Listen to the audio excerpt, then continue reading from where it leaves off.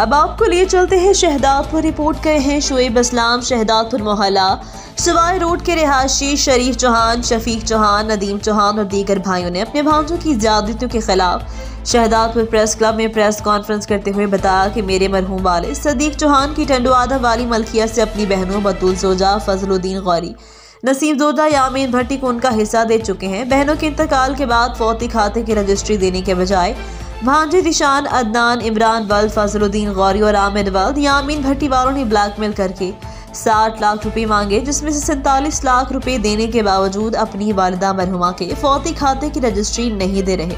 मजीद कहा, भांजों ने दहकब कवायगान में हमारे वालिद के नाम पर ज़रे ज़मीन बासर इनायत जमाली को गैर कानूनी तरीके से दे दी, जिसके बायस बासर लोगों ने 4 एकड़ पर काश की गई फसल काट कर बीज बेच दी है। हमारे वहां जाने पर धमकियां और जान से मारने की कोशिश की है।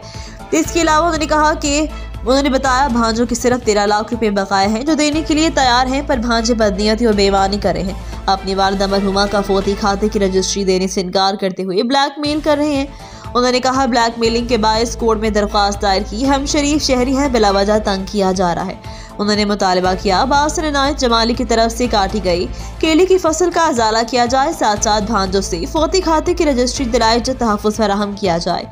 हालात हाज़रा से बाखबर रहने के लिए देखते रहे रेड न्यूज़।